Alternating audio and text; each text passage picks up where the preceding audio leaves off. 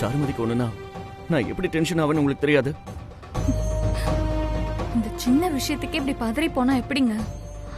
வாழ்க்கையில எப்ப என்ன நடக்கும்னு யாரும் யூகிக்க முடியாது இல்லையா? எல்லாத்தையும் தாங்கிக்க பழகிக்கோங்க. ஆனா உன் விஷயத்துல அப்படி இருக்க முடியாது சாருமதி. சாரு, நீ பேசுறது எனக்கு புரியலையே. என்ன சொல்ல வர? அத்தை, இல்ல நாளைக்கு என்ன வேணாலும் நடக்கலாம்னு சொல்றியே, அதுக்கு அர்த்தம் என்ன? ஐயோ அத்தை, நீங்க தப்பா புரிஞ்சுக்காதீங்க. முதல் டெலிவரிங்கிறது பொண்ணுங்களுக்கு மறு ஜென்மம்னு சொல்லுவாங்கல்ல, அந்த அர்த்தத்துல தான் சொன்னேன். அம்மா, சாருமதி என்ன பேசினாலும் உங்களுக்கு சந்தேகம் வந்துருமா? நீங்க கொஞ்சம் சும்மா இருங்கம்மா. ஆமாண்டா, உன் பொண்டாட்டி விஷயத்துல நான் வாயை திறந்தாலே தப்புதான்.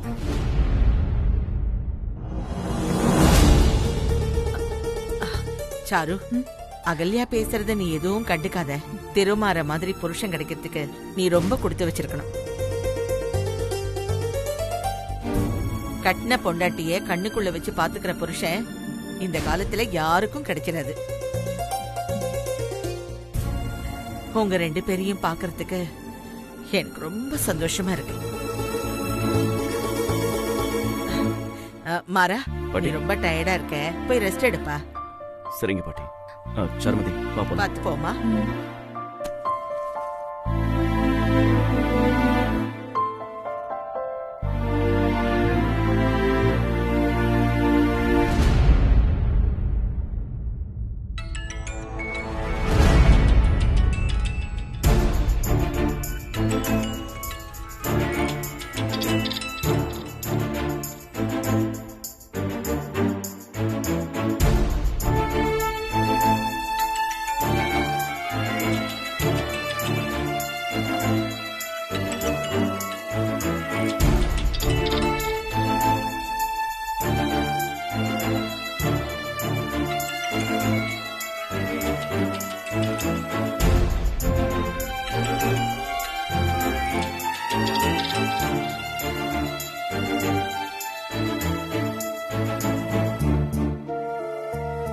ஹலோ, யாருங்க?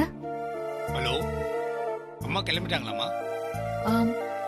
அம்மாவை வீட்ல காணுமே, எங்க கிளம்பணும்? சுபத்திரமாங்களா? நீங்க யாரு? நான் சீதாவோட வீட்டுக்காரர் பேசுறேம்மா. சீதாவுக்கு திடீர்னு வயிற்று வலி வந்துருச்சுமா. வழியில துடிக்கிறா. வயிற்றுல அவசரத்துக்கு பெரியம்மாவுக்கு ஃபோன் பண்ணேன். அம்மா நானே வந்து கார்ல டவுன் ஆஸ்பத்திரி கூட்டு போறேன்னு சொன்னாங்க.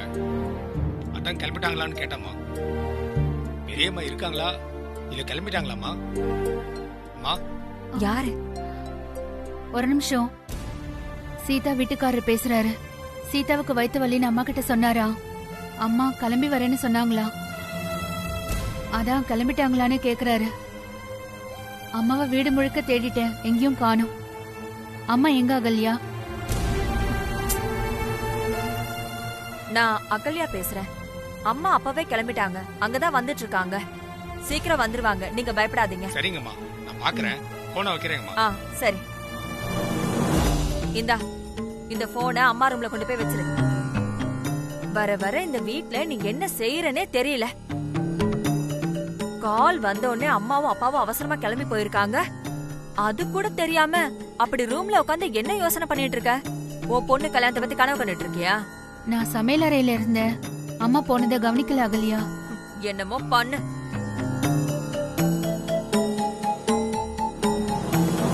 அப்பாவும் அம்மாவும் வீட்ல இல்ல. அம்மாவோட அலமாரியில இருந்து ஐடி ப்ரூஃப் ஏதாவது எடுத்தா நாளைக்கு இன்னொரு வாட்டி பேங்க் போய் பார்க்கலாம். ஆதிரா சொன்ன மாதிரி கோர்ட் டாக்குமெண்ட் கொண்டு போய் மறுபடியும் அந்த மேனேஜர் ஏதாவது பிரச்சனை பண்ணா என்ன செய்யறது?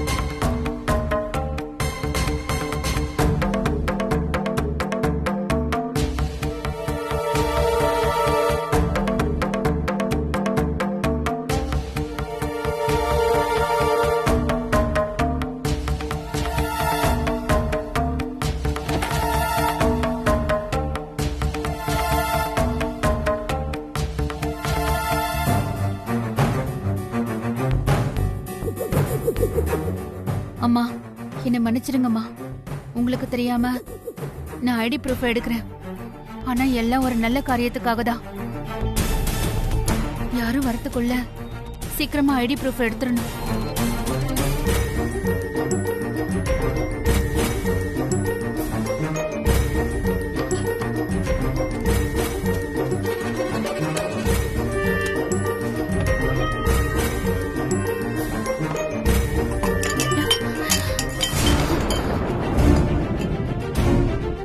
சுபத்ரா, சுபத்ரா எங்க இருக்க? என்ன சத்தம்? என்னமோ சத்தம் கேட்டுச்சுல அண்ணி. ஆமா, எனக்கும் பாத்திரம் உருட்டுற மாதிரி சத்தம் கேட்டுச்சு. கிச்சன்ல ஏதாவது பூனை கீது வந்திருக்குமோ? பூனையா? அப்படி சொல்லாதீங்க அண்ணி. எனக்கு பூனைன்னா பயம் உங்களுக்கு தெரியாதா? இவ ஒருத்தி சும்மா சொன்னதுக்கே பயந்துகிட்டு. ஆனா அண்ணி, சத்தம் கிச்சன்ல இருந்து வரலையே. இந்த பக்கம் அத்தை ரூம்ல இருந்து வந்த மாதிரி தான் இருந்துச்சு. ஆமா, கரெக்ட். எனக்கும் அப்படிதான் கேட்டுச்சு. வா போய் பார்க்கலாம்.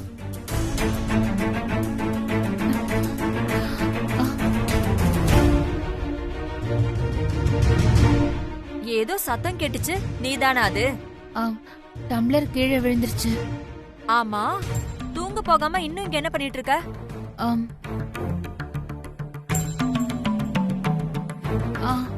அம்மா செல்போனை ரூம்ல வைக்க வந்தேன். சார்ஜ் இல்லாம இருந்துச்சுன்னு சார்ஜ் போடுறதுக்காக சார்ஜரை தேடிட்டு இருக்கேன்.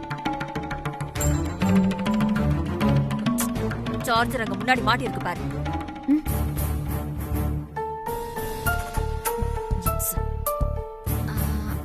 அண்ணி, அத்தையும் மாமாவும் எங்க காணோம்? அது சரி, இந்த வீட்டுக்கு நல்ல மருமகளா தான் வந்து வாச்சிருக்கீங்க. எமர்ஜென்சியா போன் வந்தது, அம்மாவும் அப்பாவும் அவசரமா வெளியே போனது கூட தெரியாம ரூம்ல என்னதான் செஞ்சுட்டு இருந்தீங்க? ஐயோ, ரூம்ல பசங்களை தூங்க வச்சிட்டு இருந்தா அண்ணி. கதவை சாத்தினதுனால தெரியல. எமர்ஜென்சி யாருக்கு? அந்த சீதாவுக்கு வயித்து வலின்னு ஹாஸ்பிடல்ல சேர்க்க போயிருக்காங்க. ஓ, அப்ப இப்ப வந்துருவாங்கல்ல? ஆமாமா, வந்துருவாங்க. வா போலாம்.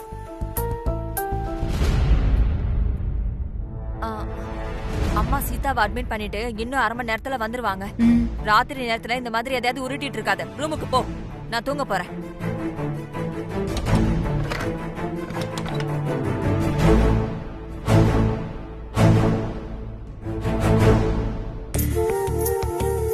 அம்மா, நான் பேசினதுக்கு வருத்தமா இருக்கீங்களா?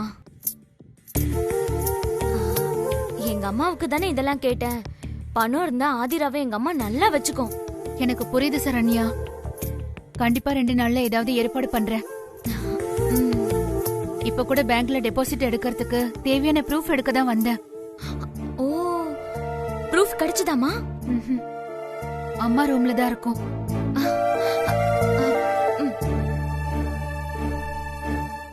என்ன பண்ணிட்டு இருக்கீங்க? தூங்க மாட்டீங்களா? போங்க, போய் தூங்குங்க. ஏதாவது செஞ்சு பணத்தை ஏற்பாடு பண்ணிடுங்க.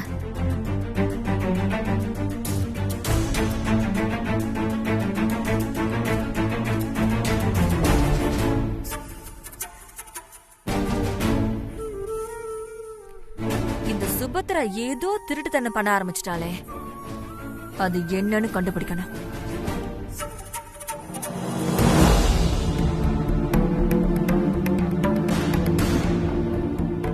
நிஜமாவே பணத்தை அரேஞ்ச் பண்ணிடுவாங்களா, இல்ல கடைசி வரைக்கும் இழுத்தடிச்சு ஏமாத்திடுவாங்களா?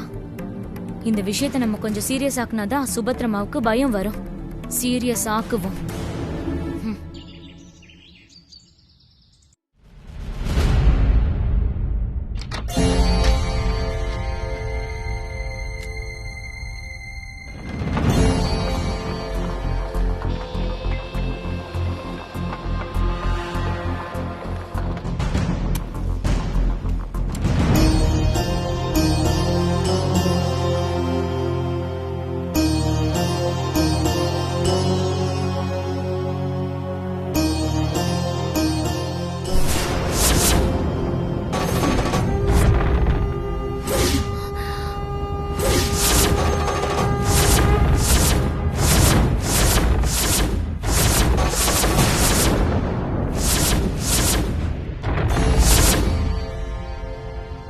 ஐயோ, அபசகுணமா இருக்கே.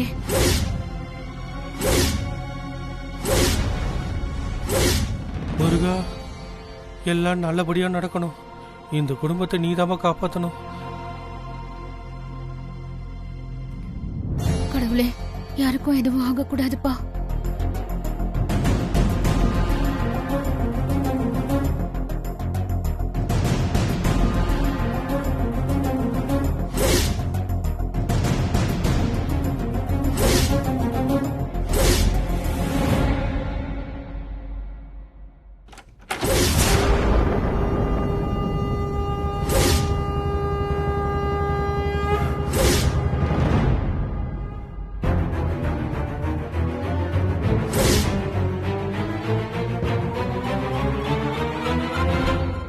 ஜோசியர் ஐயா நில்லுங்க ஒரு நிமிஷம். என்னங்க ஐயா திடீர்னு? அம்மா இருக்காங்களாமா? பாட்டி வீட்ல இல்லையே. சரண்யா அம்மா வர சொல்லியிருந்தாங்க. சரண்யா சித்தியா இருக்காங்க. எதுக்கு வர சொன்னாங்க? அவங்க தம்பி கல்யாணத்துக்கு ஜாதகம் பார்க்க வர சொல்லியிருந்தாங்க. உள்ளதானே இருக்காங்க? ஆமா உள்ளதான் இருக்காங்க. சரி வரமா.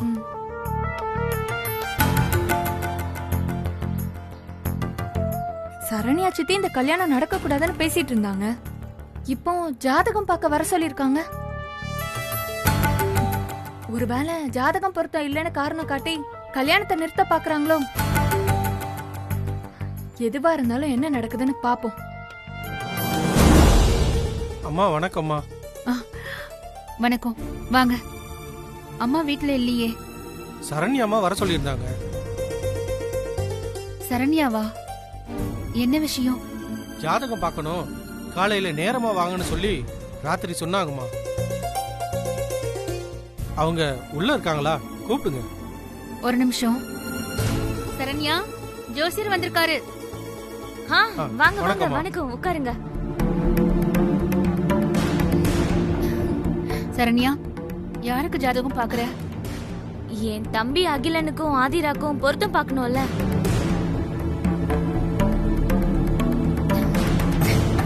சரண்யா, இது என்ன நம்ம வீட்ல புது பழக்கம்? அம்மாவே இந்த பழக்கத்தை எப்பவோ விட்டுட்டாங்கன்னு உனக்கு தெரியாதா? நீ இந்த வீட்டுக்கு கல்யாணம் பண்ணி வந்தப்ப கூட குலம், கோத்திரம், ஜாதகம், வரதட்சணைன்னு எந்த பேச்சும் இல்லாம தானே அம்மா கல்யாணத்தை நடத்தினாங்க. மன திருப்திக்காக கல்யாணத்துக்கு நல்ல நாள் பார்த்தா போதாதா? நம்ம வீட்ல இந்த பழக்கம் இல்லாம இருக்கலாமா? ஆனா எங்க அம்மாவை பத்தி தான் உங்களுக்கு தெரியுமே. எங்க அம்மாவுக்கு இதுல ஏகப்பட்ட நம்பிக்கை இருக்கு. நேரம் காலம் பொருத்தம் சரி இல்லாம கல்யாணம் பண்ணி என் தம்பிக்கு ஒண்ணு கிடைக்க ஒண்ணு ஆச்சுன்னா அது நம்மளால தாங்கிக்க முடியுமா? நான் தான் 2 நாள் அவகாசம் கேட்டிருந்தேன்ல சரண்யா. இப்ப எதுக்கு இப்படி பண்ற? ஐயோ அம்மா, என்னம்மா நீங்க என்ன இப்படி நினைச்சிட்டீங்க? உண்மையாவே என் தம்பிக்கும் ஆதிராக்கும் பொருத்தம் இருக்கா, கல்யாணம் பண்றதுக்கான அமைப்பு இருக்கான்னு பாக்குறதுக்காக தான் ஜோசியரை வர சொன்னேன். என்ன ஜோசியர் வந்திருக்காரு? அது என் தம்பிக்கும் ஆதிராக்கும் பொருத்தம் பார்க்கணும்ல அண்ணி. ஓஹோ, ஜோசியர் என்ன சொல்றாரு? கல்யாணம் பண்ணலாமா? இப்பதானே அண்ணி வந்திருக்காரு. அண்ணி, என் தம்பி ஜாதகத்தை அத்தை எல்லா ஜாதகத்தோடையும் வைக்கணும்னு சொல்லி முன்னாடியே வாங்கி வச்சிருக்காங்க. அத கொஞ்சம் எடுத்து தாங்க அண்ணி. ஏன் சரண்யா, உன் தம்பி ஆதிராவை காதலிக்கிறான்னு அம்மா அவங்க 2 பேருக்கும் கல்யாணத்தை பேசி முடிவு பண்ணிட்டாங்க. பொண்ணு ரெடி, நிச்சய மோதிரமும் வாங்கியாச்சு. அப்புறம் என்ன உனக்கு திடீர்னு ஜாதகம் பார்க்கணும்னு ஞான உதயம்? சரிதான் அண்ணி, எங்க அம்மாவுக்கு ஜாதகத்துல இருக்கிற நம்பிக்கையை பத்தி உங்களுக்கு தான் தெரியுமே. அதான் எதுக்கோ ஒரு தடவை பார்த்துட்டா நல்லதுன்னு தோணுச்சு. உங்க அம்மா பணம்னு சொன்னா ஜாதகம் என்ன நல்ல நேரம் கூட பார்க்க மாட்டாங்களே. என்ன நீ இப்படி பேசுறீங்க?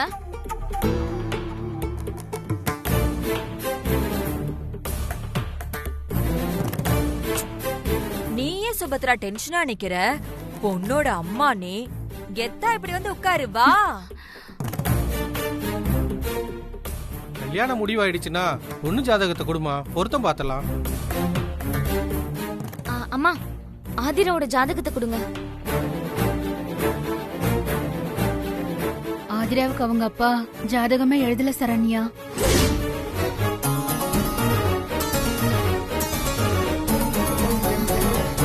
என்னம்மா, ஜாதகமே இல்லையா? இதுக்கே எங்க அம்மா பெரிய பிரச்சனை பண்ணுவாங்களே.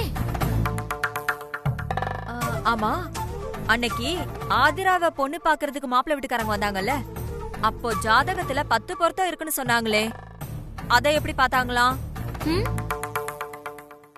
அது வந்து ஆதிராவோட பிறந்த தேதியும் நேரமும் குறிச்சு வச்சிருக்கேன். அதை வச்சு பொருத்தம் பார்த்தாங்க. அது போதுமா, எடுத்துட்டு வாங்க, அதை வச்சே பொருத்த பாத்துடலாம்.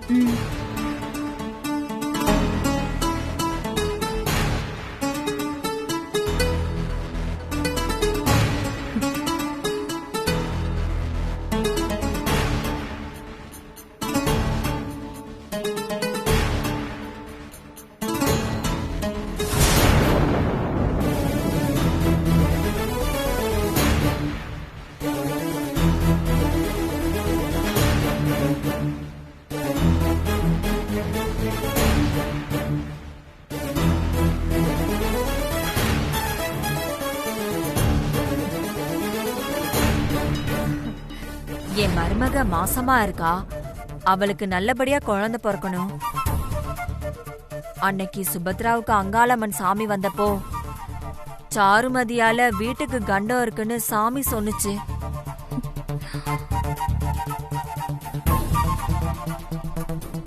எனக்கு அன்னையில இருந்தே மனசு சரியில்லை. கொஞ்சம் அவ ஜாதகத்தையும் பார்த்து சொல்லுங்க.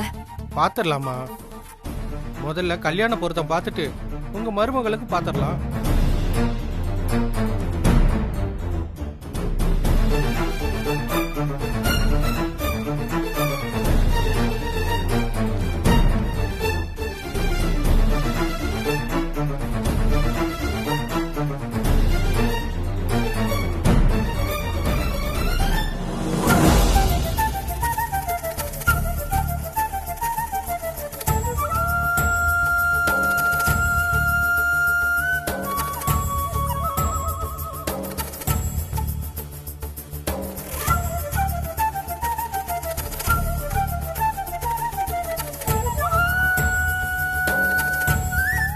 இந்த பொண்ணு ஏற்கனவே சொந்தமாமா?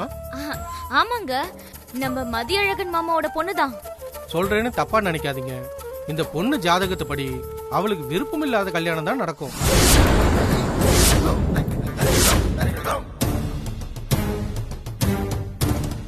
அப்படின்னா ஆதிரா சொன்னது உண்மைதானா? அவ அதனாலதான் மாத்தி மாத்தி குழப்பமா பேசிட்டு இருக்காளா? இன்னொரு முக்கியமான விஷயம் நான் உறுதியா சொல்ல முடியும். இந்த பொண்ணு ஒருத்தருக்கு 2ஆம் தரமா வாக்குப்படத்தான் வாய்ப்பு அதிகம்.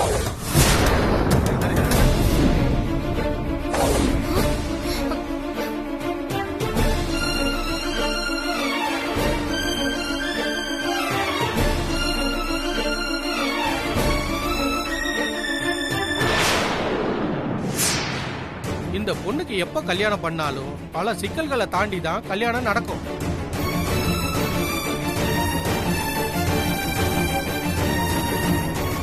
அப்படியே நடந்தாலும் ஒத்துமையா வாழ்வாங்களான்னு சொல்ல முடியாது. என்ன ஜோசியரே, இவ்ளோ பெரிய கல்ல தூக்கி என் தலையில போடுறீங்க? பொறுமையா இருங்கம்மா, பொருத்தமும் பார்த்துட்டு எப்படி இருக்குன்னு சொல்றேன்.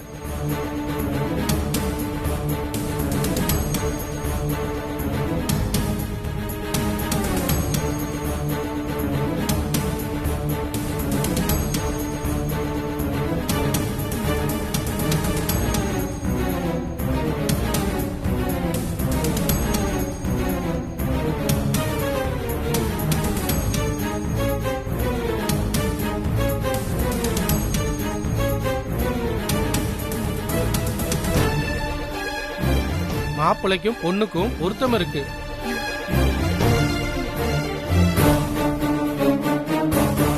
நிச்சயம் இந்த கல்யாணம் நடக்கும், அதுல சந்தேகமே வேண்டாம்.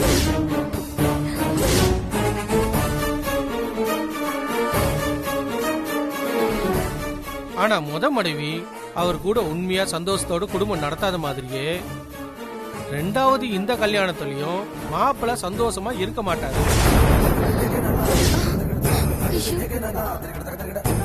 இந்த பொண்ணு அவர் வாழ்க்கையில தினம் தினம் புது பிரச்சனைகளை கொண்டு வருவா.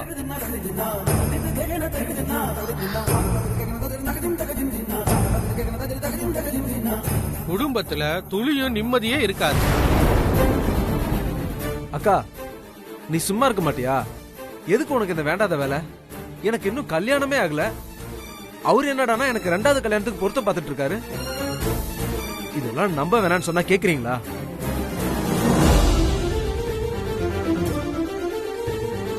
நான் ஆதிராவை காதலிக்கிறேன். அவளைதான் கல்யாணம் பண்ணிக்க போறேன். இதை யாராலையும் மாத்த முடியாது.